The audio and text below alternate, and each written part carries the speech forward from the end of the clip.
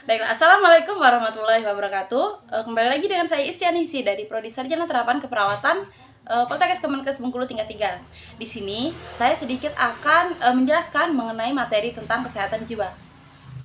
Baiklah, kesehatan jiwa adalah suatu kondisi yang memungkinkan perkembangan fisik, intelektual, dan emosional yang optimal dari seseorang dan perkembangan itu berjalan selaras dengan keadaan orang lain.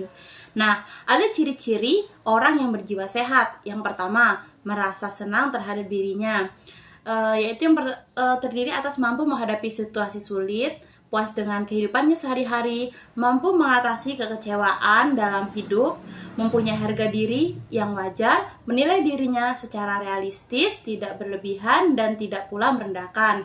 Nah, yang kedua ada nyaman dengan berhubungan dengan orang lain.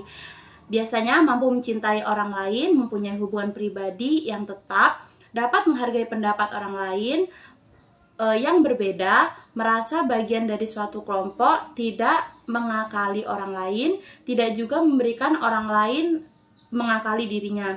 Yang ketiga, mampu memenuhi tuntutan hidup dengan menetapkan tujuan hidup yang realistis, mampu mengambil keputusan, menerima tanggung jawab, merancang masa depan, menerima ide dan pengalaman baru.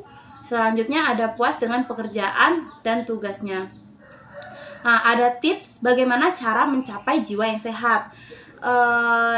Berikut saya akan menjelaskan mengenai tipsnya. Yang pertama adalah connect, yaitu hidup terasa lebih berwarna ketika kita berinteraksi dengan lingkungan sekitar, saling menyapa, berbagi cerita, berbagi rasa, dan buah pikiran membuat hidup tidak terasa sepi. Memang ada orang yang mencoba menghindari dari interaksi dengan sekitar dengan dalih untuk ketenangan. Namun, dalam kesendirian, orang akan berfokus pada pikirannya sendiri yang belum tentu semuanya adalah pikiran positif dan benar. Seringkali pikiran dan emosional yang negatif justru tumbuh saat orang hanya sibuk dengan dirinya sendiri. Tak mengherankan, dari kesendirian itulah mulai berkembang masalah yang lebih serius seperti ilusi sampai halusinasi. Yang kedua, ada be aktif, yaitu bangkit, berjalan, berlari, bersepeda, olahraga, bermain, dan lain sebagainya.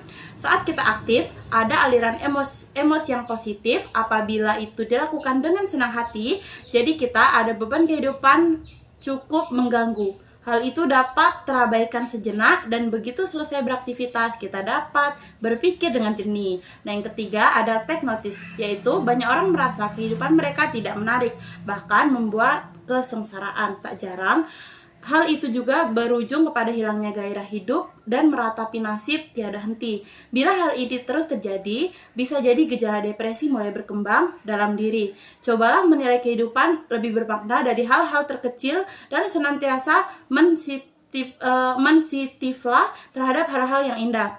Kurangi kebiasaan berujar, itu biasa saja. Jadikan hal yang biasa menjadi luar biasa. Maka saat itulah kita menjadi jiwa yang sangat positif. Perhatikan sesuatu dari sisi positif, meskipun terkesan kecil, namun hal itulah adalah proses yang berkembang untuk menghargai diri kita sendiri.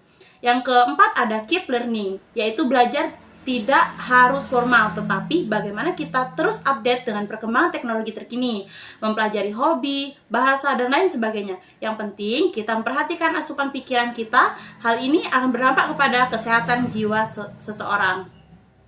Seseorang yang selalu bersemangat akan merasakan kepercayaan diri yang lebih baik, walaupun tentu tetap saja perlu diiringi dengan tujuan yang realistis. Nah, yang kelima ada give, yaitu ketika memberi. Saat itulah perasaan jiwa yang penuh empati, hangat, dan kepuasan terwujud. Memberi tidak selalu dengan bersifat material, namun apapun yang berujung kepada berbagi dengan sesama dapat membuat jiwa seseorang berkembang secara positif. Memberi waktu atau tenaga kepada tetangga yang sibuk pindahan rumah misalnya, bisa berdampak kepada perasaan jiwa yang positif karena merasakan bahwa diri kita masih bermanfaat untuk orang lain. Baiklah teman-teman, itulah sedikit materi tentang sehat jiwa yang dapat saya sampaikan. Kurang lebihnya mohon maaf. Wassalamualaikum warahmatullahi wabarakatuh.